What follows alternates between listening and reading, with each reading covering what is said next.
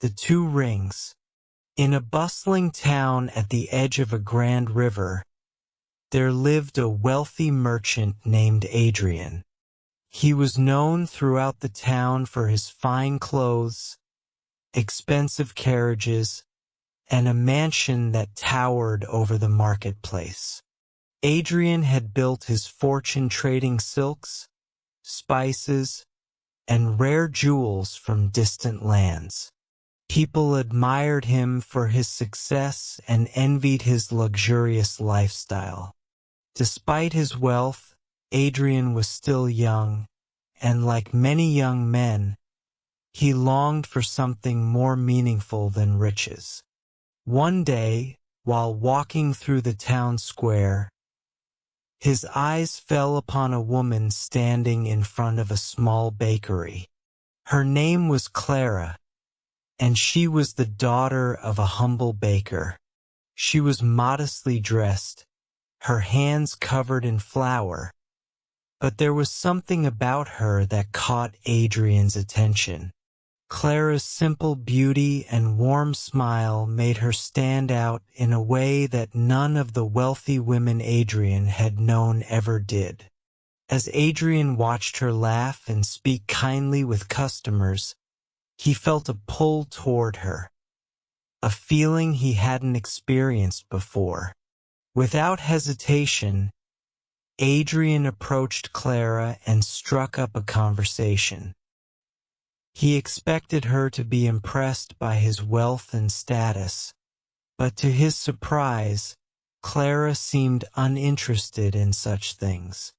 Instead, she spoke of her love for her family's bakery, how much she enjoyed making bread and cakes for the townspeople, and the simple joy she found in her daily life. Over time, Adrian visited Clara more often, and soon he found himself falling in love with her. Clara, too, began to develop feelings for Adrian, but she was cautious.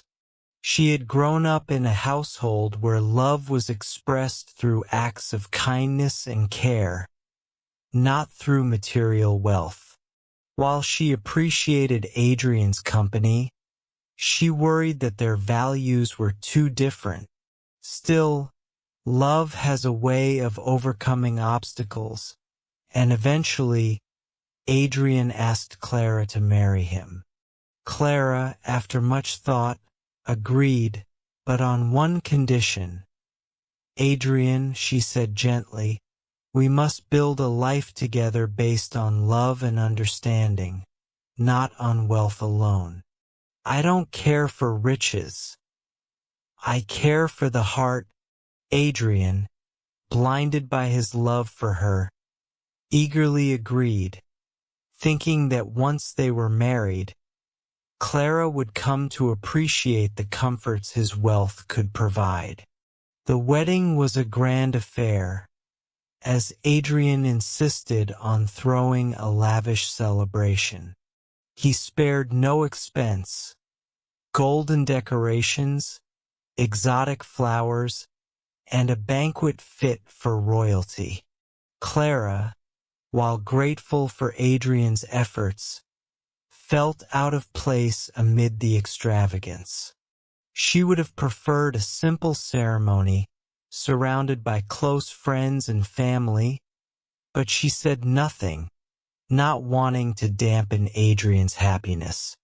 As they exchanged vows, Adrian placed a magnificent gold ring on Clara's finger, encrusted with diamonds that sparkled in the sunlight. This is a symbol of my love for you, he said proudly. Clara, however, had chosen a different kind of ring for Adrian. It was a plain silver band, without any jewels or decoration. When she slid it onto his finger, she whispered, "This is a symbol of the life I hope we will build together. Simple, honest, and filled with love."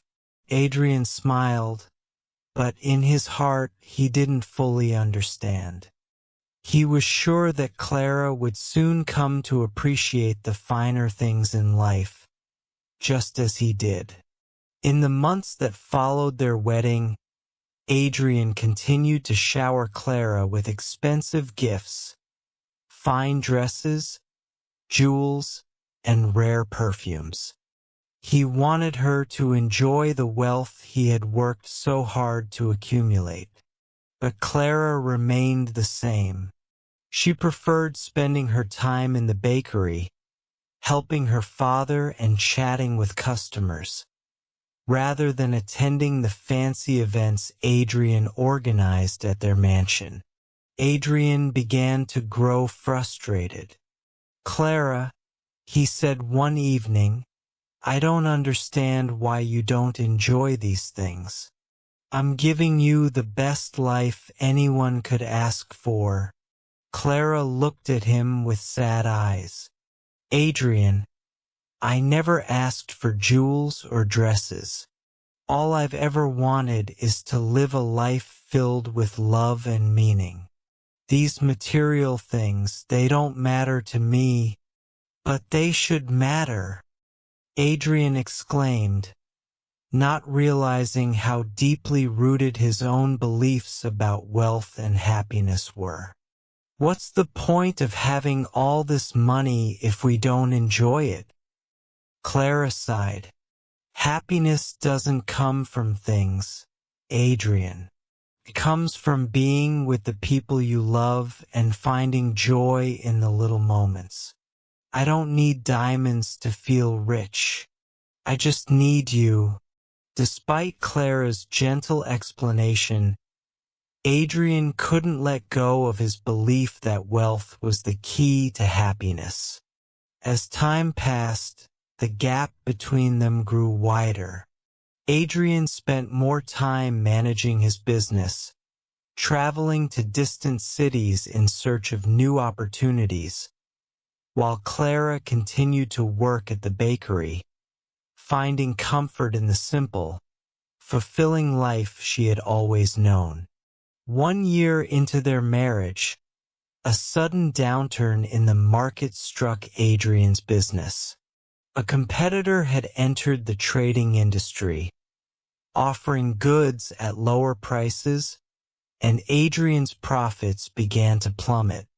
Desperate to save his fortune, Adrian made risky investments, hoping to recover his losses. But his plans backfired, and within a matter of months, Adrian lost nearly everything. The mansion, the carriages, the jewels, all were gone.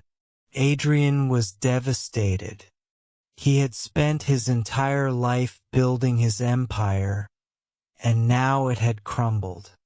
One evening, after selling off the last of his possessions to pay his debts, Adrian sat in the empty house, his head in his hands. "I've failed," he whispered to himself. "I've lost everything." Clara, who had been quietly watching him from the doorway, walked over and knelt beside him. She took his hand in hers and looked into his eyes. "Adrian, you haven't lost everything. How can you say that?" Adrian asked bitterly. "Look around us. The house is empty. I have nothing left to give you." Clara shook her head. "You've given me the most important thing, your love. All this wealth, these material things, they were never what mattered. What matters is that we have each other. We can rebuild our life, but this time, let's do it together." Adrian, humbled by Clara's words, realized the truth in them. For so long, he had believed that money was the foundation of happiness. But now he saw that true happiness came from love, trust, and partnership. He had been so focused on providing Clara with material wealth that he had forgotten the promise they made on their wedding day. to build a life together based on love, not riches. With renewed hope, Adrian and Clara began to rebuild their life. They moved into a small cottage near the bakery, and Adrian took up a simpler, more modest trade. For the first time, he worked not to accumulate wealth, but to enjoy life with Clara by his side. As the years passed, their love only grew stronger.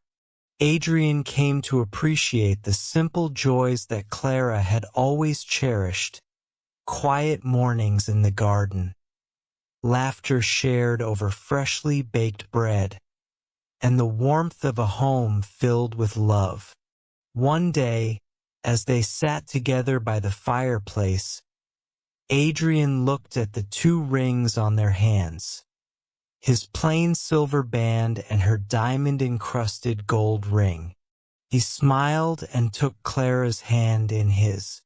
"I finally understand," he said softly. "These rings may be different, but the love they represent is the same. Thank you for teaching me what truly matters." Clara smiled, squeezing his hand gently. "We may not have the riches you once had, but we have something far more valuable: a life built on love." Thank you for listening. Like, subscribe, and share our channel Magic Mingle with your friends to enjoy more magical stories.